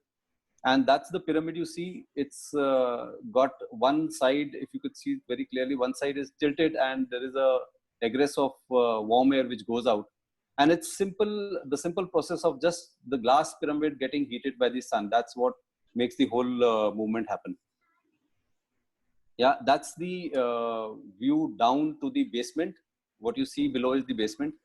We created a kind of a courtyard with the mannequins there for display. And this is the central lung. I would call this the central lung of the whole design, because so we actually needed a staircase anyways. It's all about what I spoke about, innovation and how you tie up with your vendors and how you discuss these things out. Because I could just put a courtyard, but I could not do it till my HVAC consultant guaranteed me that, okay, there won't be any problem of air conditioning losses.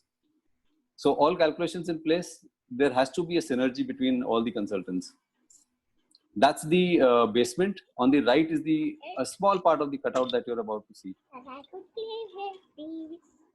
That's a close-up of the skylight. The grill that you see was to not allow any kind of animal to enter, because in Chandni Chowk you can imagine what kind of you got monkeys and cats on the roof. So, and this grill itself was the logo of the company. So the company's name is Surya. So this is the logo of the company. It's a sun. So we planted that as a CNC cut to save the any movement from any animals or insects. Yeah, that's the view from the bottom, right from the bottom to the top. So very simple process, very small thing. That's another view of the basement. So the basement is also lit up. If you see, the lighting part that you're seeing is of the other area, but right next to the staircase, that lighting is natural light, which is coming all the way from the top. Fantastic. Okay, I'll just upload the factory photos that I was talking to you about. Beautiful design of stair, Mr. Ved.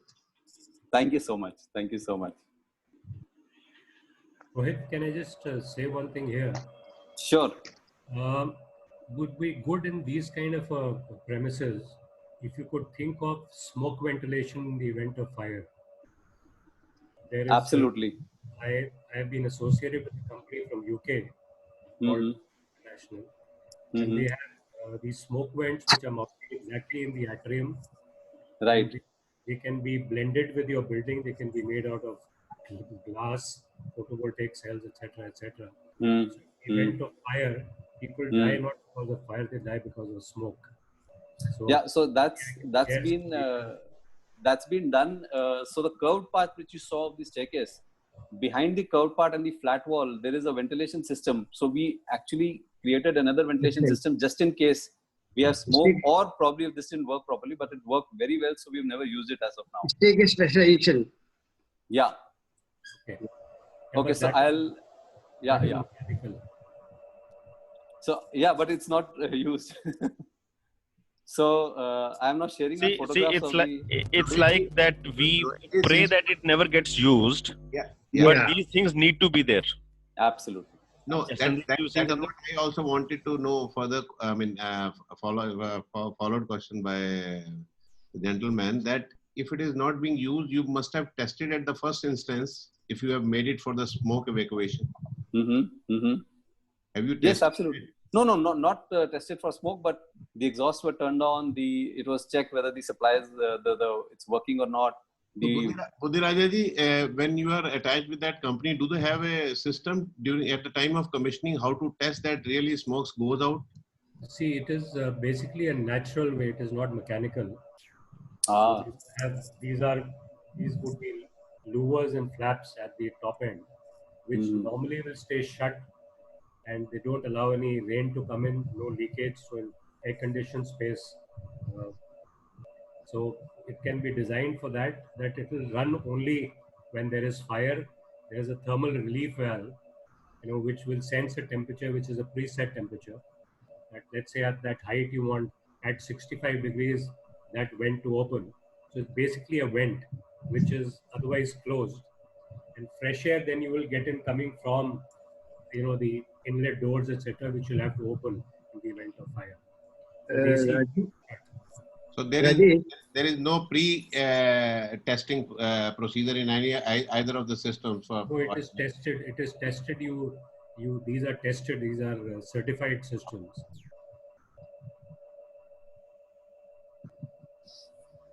All right. So I will proceed with sharing the factory photos. Yeah.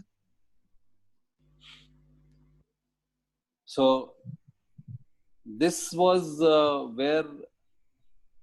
this was the day when we actually decided that from now on, no sites will have even a single tree cut, because we could manage to save each and every plant, each and every tree, and even add more. We could see new plants coming up in this. So all the trees, so even if we had to, like this was the land was sloping up all the way to the back, and we scooped out spaces. So rather than, you know, excavating and making new buildings, we scooped out areas like this, and even the roots of the trees came out. So that's how we made mounds, we made walls around them to make sure that they don't fall, and we tied them, held them in place.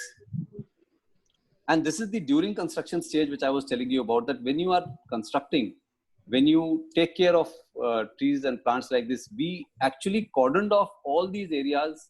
No one was allowed to walk in these areas once this construction was happening, and they were safe, secure. No material dropped into that area. No labor to walk in that area. Cordoning off the whole thing around the trees and taking people around in the longer path so that these are safe. You know, we didn't want laborers to hang on these trees and they would fall otherwise. If you see the tree at the right, that was one sensitive place, because we had to build the foundation around it. We had to secure that tree. And if you can see, the roots were also a little bit coming out of the ground, but still we managed to hold these on. And now this place is flourishing like ever.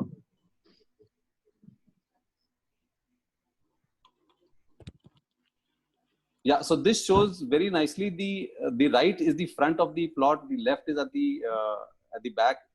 This whole land was sloping up. So all the roads, all the mounds, everything is not created on top. It is scooped out. The ground is scooped out. We scooped out the land around this mound and put mud right where we wanted that mound, where we wanted to hide that small farmhouse of theirs.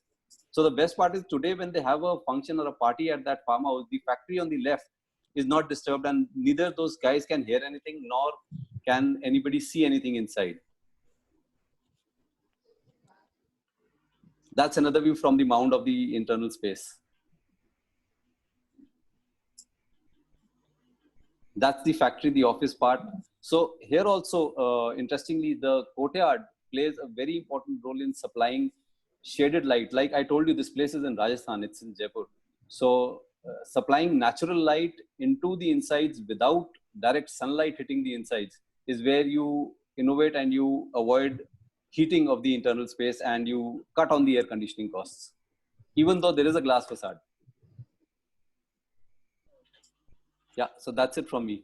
Awesome. So just to add to this, I have been fortunate enough to have seen some of the green buildings, which have, when I'm saying green building, green campuses, which have been designed on similar concepts. So TCS, Tata Consultancy Services, they've got a campus called the Banyan Tree. Okay, this is in Mumbai on the Western Express Highway. I don't really know how large is it, but that has a couple of buildings, and that has some of the banyan trees which are a few hundred years old and preserved as they are. They also, and they've maintained the landscape as the original one. So there are passages which are going up and down the slopes.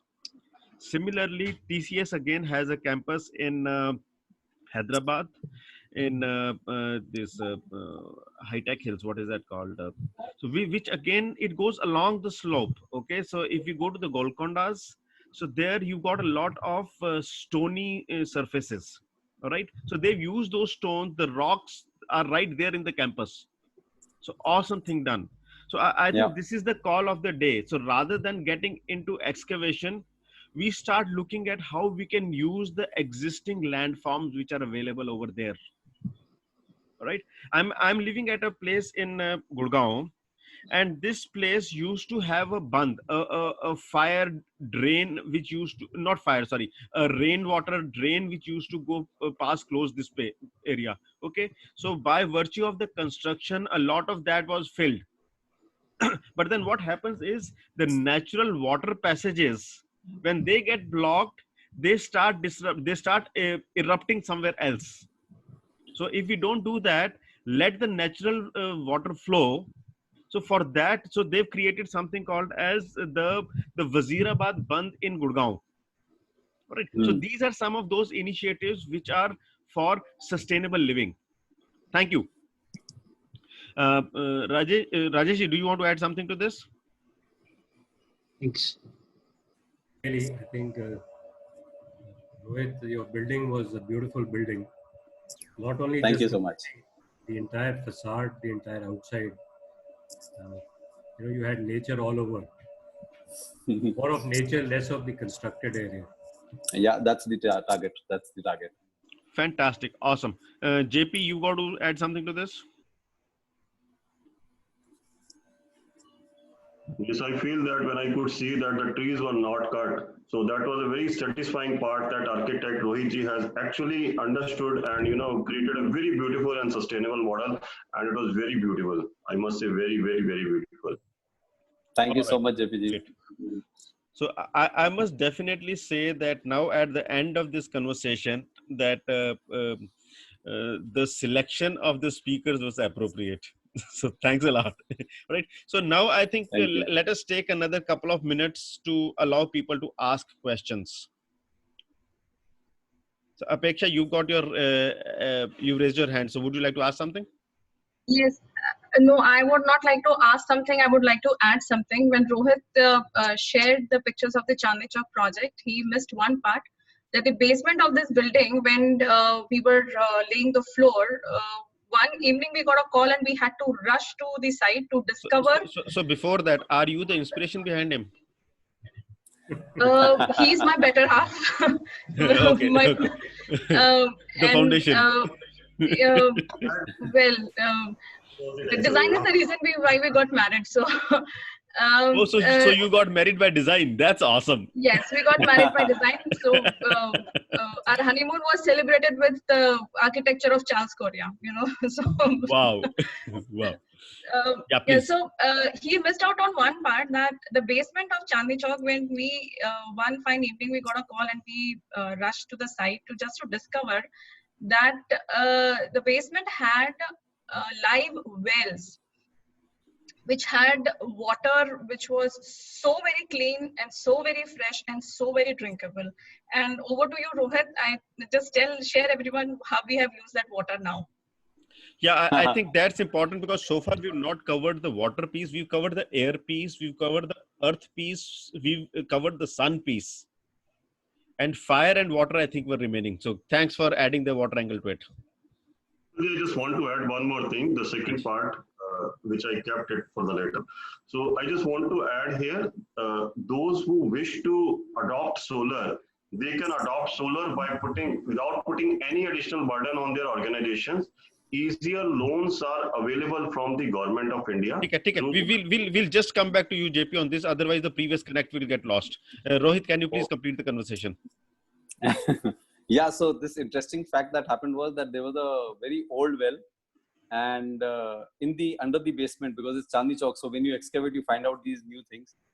And once we got the water tested, it was clean and clear. So we have actually we installed a pump inside, and we use that water to recirculate to our main water supply. And the HVAC consultant worked very hard with us to calculate how we can use all the water drain from the air conditioners and filter it, and then again recharge into the existing well. So all the air conditioning, so imagine 50,000 square foot of building, the air conditioning, how much water is generated, and this is pure water.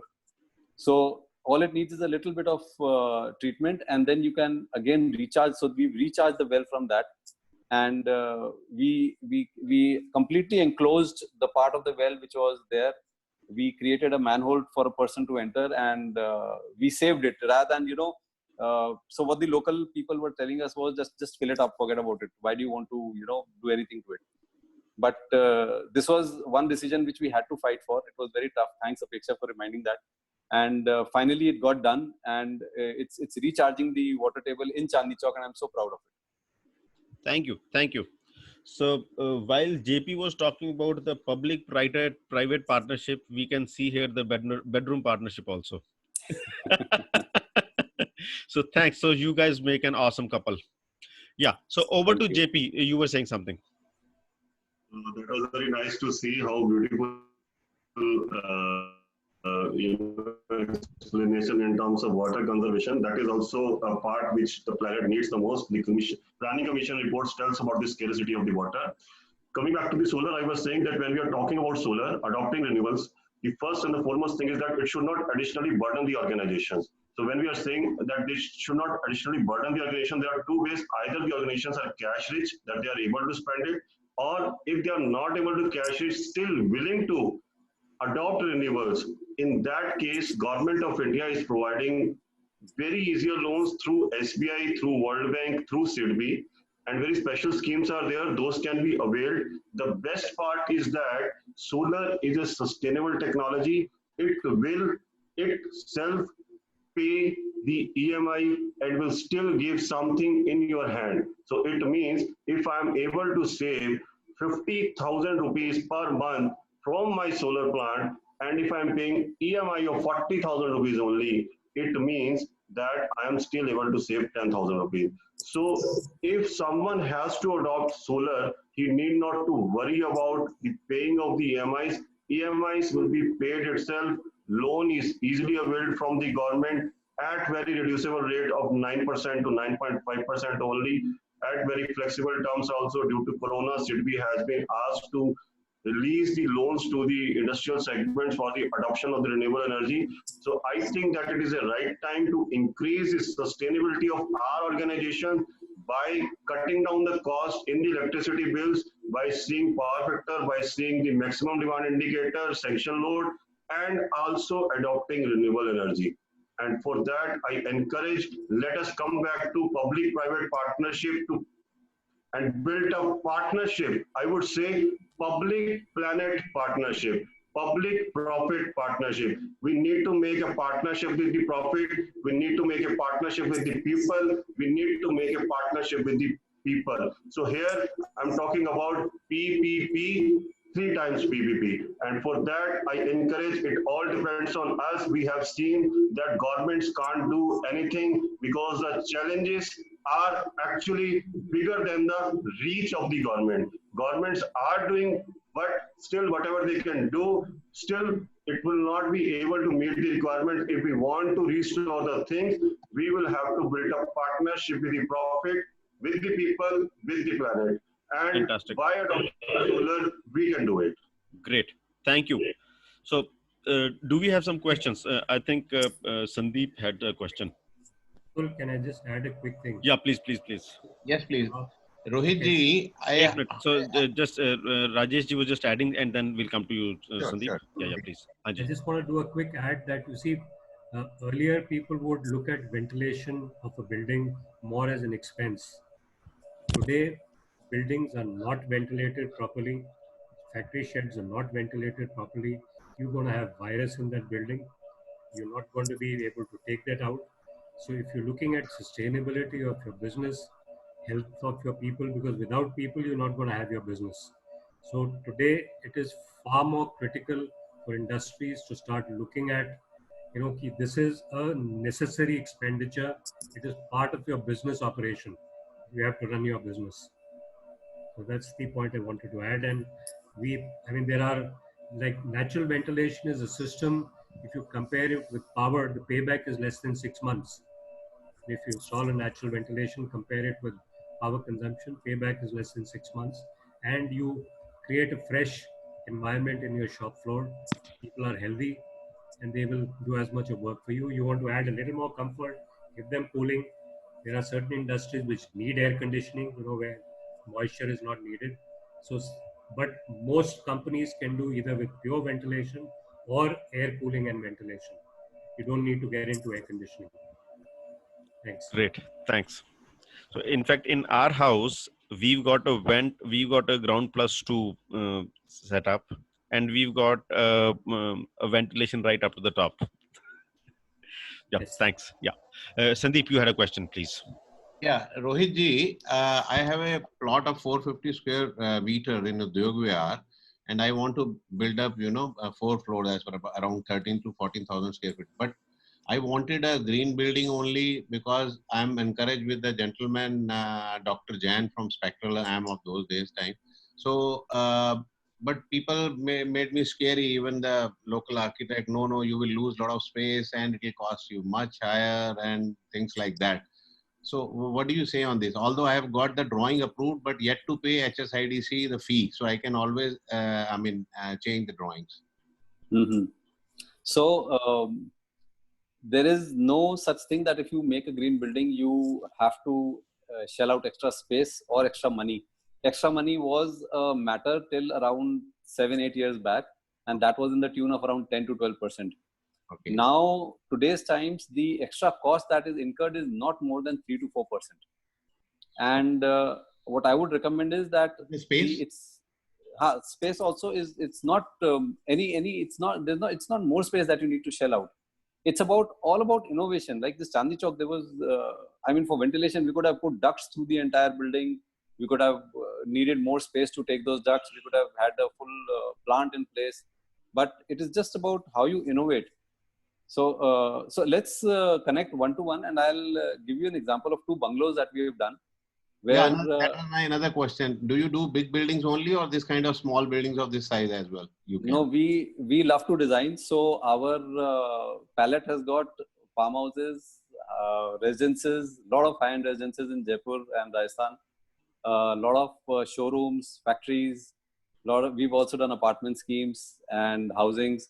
So it's wherever there is a design challenge, we like to take it up, and that's what's fun for us. Okay, thank you very much. JPG, for the solar system, I also wanted, along with the green building, I always try to think latest and out of box. So why not to have a solar instead of our, diesel generator or so-called CNG generator? That debate was going on. And we also do not have a fair idea that if you put up a solar thing, then you are authorized to distribute and earn money or get compensated for this small size of project. This is a very nice thought, sir. I must say that adopting maximum renewable is always very nice. So here we need to see what is going to be your load, as you are saying that you are going to build a 4-story building. So I'm sure there would be good machinery, good number of equipments would be there. So keeping that thing in mind, we need to see what is going to be your load in terms of running load, sanction load, connected load. And then we also need to see, as per the terrace plan, what is the best capacity we can put. For an example, the roughly idea is 100 square feet is equal to 1 kilowatt. So my suggestion is you guys please connect one-on-one. Okay, Vandana has another question, and we've already extended too much. So Vandana, yeah, just one last question to Budhi Raja ji. Budhi Raja ji, is ducting air conditioning is still permitted in the ICUs?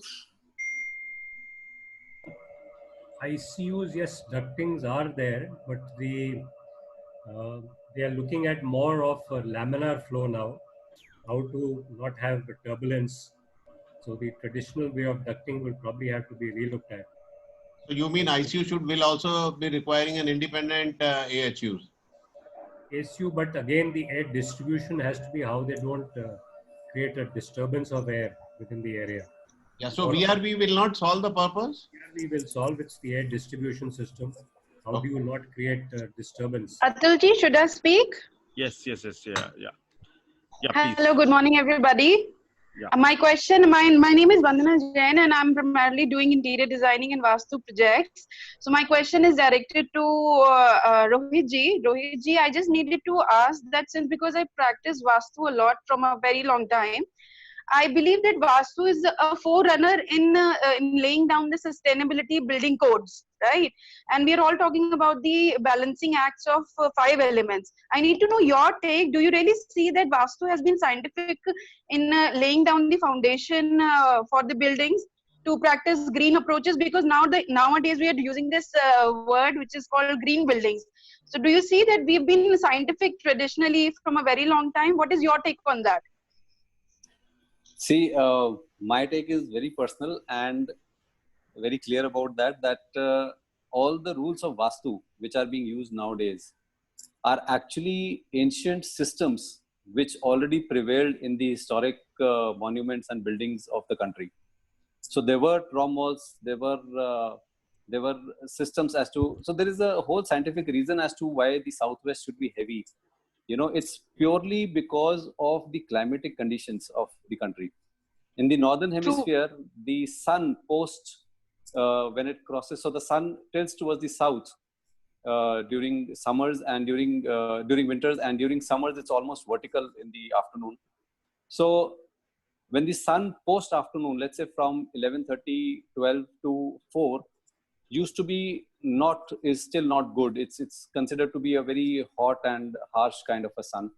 So that's why those places were in your houses. You were supposed to have stores in those areas. You were supposed to have thicker walls. You were supposed to have insulations. True. Now, to make people believe.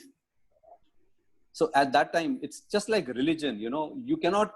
In those times, you could not tell people that the sun is at an angle and it will heat up your house and it is going to have. You're going to have trouble. The house will be warm at night when you go to sleep. So they used to tell them like religion. There was a fear factor involved that if you don't have these thick walls, or if you don't have the building higher on the southwest. So if the building is high on the southwest, it will automatically cast a shadow on the entire building, which is towards the northeast, which is lower. So the southwest higher, the northeast lower, the thick south walls are all the result of Vastukars or the architects at that time telling people that if they told them that this is how it works, it would have not created sense, because it was all science. So people were told that if you don't do this, you will fall ill. You will not be able to sleep peacefully. You will not be able to live peacefully.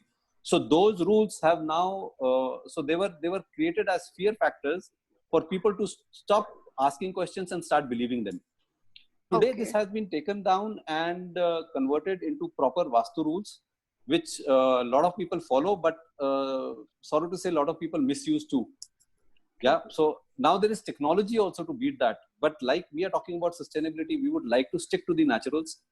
That reminds me of a bungalow we did in Ghaziabad, where we had all our services, all our stores, the dressing rooms, all packed towards the southwest corners.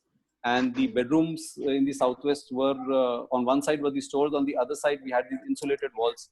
And the building is so cool that, and they hardly run their air conditioner. And when I spoke to them, once they had shifted, 6 months after they shifted, the comment I got, I just asked them, I said, sir, how's everything? Are you enjoying the place? Is there any problem? So the first answer I got was, Rohit ji, AC bahut acha kaam kar raha hai. So I just laughed and I said, yeah, you're right, and there is a reason why it's working so well. Because the actual fact is that all the heat has been blocked out. Ghaziabad is a very warm climate. Delhi is a very warm climate. You need to put these things in a manner that, so following this is good, but I would say don't get worried about Vastu and follow it like a system. But I believe that certainly Vastu has laid the foundations to green practices, but somewhere down the line it is fallen short of making people understand that it is a very scientific doctrine, and people have been kind of crucified during the practices because they made it little religious in nature. That's how it is, because nowadays people are talking about green building. And I'd appeared for IGBC exams sometimes back, and I was totally astonished to know that it was the same practice that I was teaching and I was practicing in Vastu itself. So that maybe because it is how people are taking up it, because it's more Western in nature. That is why people are accepting it open-heartedly. Yeah. But that's also one of the reasons. Scientific. It's purely scientific, and we should not go beyond. I personally feel. So everybody has their profession to follow, but I personally feel that one should not get scared of Vastu. Vastu are pure climatic rules. We follow them in every building of ours. True. And most of our work is in alignment with most of Vastu consultants, where they agree that, okay, the place you place the store is right. So they are right from their point of view that it should be in the southwest. we want it in that place because we anyways want the sun to not heat up the building inside. Great, great. Thank you so much for your answer. Thank you. Thank you. One Fantastic. more thing, Rohit, I don't know if you have an exposure to solar daylighting. Yeah. So that's again a thing I got involved with a couple of years ago. So you get beautiful light coming in. It's concentrated, reflected light which comes in, and you don't need JP. Would probably like to look at that. You know, that's part of solar. There are a lot of companies now around Hero Honda, for example, in Gurgaon. They have a copper roof building built by CPK was the architect, and they put these solar daylighting systems now. And we are building a bungalow right now in Jaipur where we are using solar tubes. So this building has got a very narrow setback to the next building, and the next building is quite tall. So we know we will not get any natural light from that side, or very minimal natural light. So we're using solar tubes to get sunlight directly into the dressing areas and the service areas where there cannot be any proper light possible. So that's going to work very well. That's again an excellent technology. All right. So fantastic. So with this, I think let us close it for the day. It has been such a... I was wondering if the fourth speaker had also come, then probably we would have been here the entire day. So thank God Kaviraj did not show up today. All right. So a heartfelt thanks to three of you, Rohit, Rajesh, and JP. Okay. Each of us is going back as a more sustainable human being. I think that's more, that is the call of the day. All right. So thanks for contributing this to each one of us. Thank you. Thank you. Right. Yeah. Thanks. Right. So Sandeep ji, I'm sure there are many of your questions which you've not answered so far. No problem. No, I mean, I'm very happy that I'm talking to CEOs, as the gentleman JP Singh ji has rightly said, especially although it is happening in India from last many years, that here, whatever government comes or whatever party comes, we don't find the direct changes in us. So whatever changes are happening, we as a society are doing ourselves for us. So we should continue making those efforts, being a responsible CEOs. There are a lot of areas. I'm in the hospital industry, in government tendering business, how they should do, how they should make it open. I will continue sharing, and I will look for a platform where we can raise it to the next level through Atulji. And you're most welcome. We are crazy guys, and we are looking for some more. Thank you. So if you are crazy enough, do join us.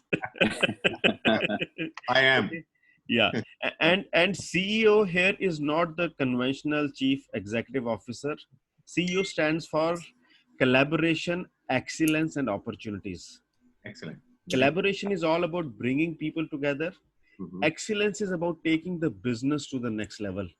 Right. And then we're talking about opportunities, which need not always mean money. Right. Okay. So right now, today was an opportunity to interact with some of the people who are giants in their space. Right. In the normal routine, we don't get to speak to such people. Yeah. I have one suggestion, you know. Yeah, there are organizations like FICCI and CII. You go attend it, they are always with the big people, with the ministers and so-called big industries, and they are talking to chairman and the members of that CIA or FICCI only. Whereas the real problems of the SMEs are never being addressed properly. So, and here also we can chat, we can have discussion, we can have each other's viewpoint, we can reach to a conclusion somewhere, because, you know, it is country's money. We all need, let me tell you, share one example with you, and you must have experienced. So just one moment. So I'm cutting short in a minute. No. So Sandeep, just a moment. So this meeting is officially over. I'll continue the conversation with Sandeep. In case you need to attend to your work, please carry on. So Sandeep, so I love your conversation. We'll continue with it. Yeah. I'll so thank you everybody for taking time out. Thank you. Yeah. I'll take another 1 minute only. Yeah, please. What is happening is when it goes to CIA and FICCI levels, if you can add Atulji I do not know whether it will add a cost or not, because nobody will have a time to, whenever such things comes, because I am very poor in writing, I am good in talking and sharing my thought process. If you can make somebody to make points and write it down and then get it audited and then publish it to the right platform to take the matter, if it is already happening, great. If it is not, if it can be taken up, good. That's all. Thank you Right. very much. So right now it is not happening. Definitely that is the next level of maturity. Okay. So as I shared, this idea came up on the 24th of March. Okay. Evening, when the Prime Minister, he said lockdown, I said lock open. Correct. Okay. So that is the moment. 10:22, the first mail had already been sent that tomorrow morning 9:30 to 10:30 I will be on Zoom. Oh, great. And ever since log milte gaye, kafila badhta gaya. Hanji, hanji. Right. So today eGrowth is a community of around 28,000 business owners. Excellent. Like you very rightly said, FICCI, CII, SHM, they are awesome organizations. Yeah. I personally relate to them as big boy toys. Yes. Okay. So Tata, Birla, Ambani, Adani, full stop. Yes. Okay. So for you and me, we don't really have an organization. And don't have a platform to discuss. Yeah. So that is the purpose of eGrowth. Okay. I'm somebody who spent around 20 years in the corporate space. I used to have a plush office, air conditioned office. At the end of the month, I used to get my salary. All right. So today, the office I'm sitting from, I don't have any air conditioner here right now. I can't afford one. No, but you can definitely sustain in today's weather, because weather outside is very nice, as we were used to have in our childhood time. Right. So, but what I'm saying is, I'm building this community. All right. Right. So now I did not know Rajesh till about 1.5 months back. Okay. There's another friend of mine who introduced him, and ever since we've kind of been chit chatting every alternate day. So this is how the community is being built. Rohit, I met him through one of the training programs, and this is the first time that we really spoke at length. Oh, excellent. Right. So, but we are curating. So we're not bringing in just anybody and everybody who comes for the talk. Right. Only people who are ready to impact are the ones who are coming here. Correct. Correct. All right. Yeah.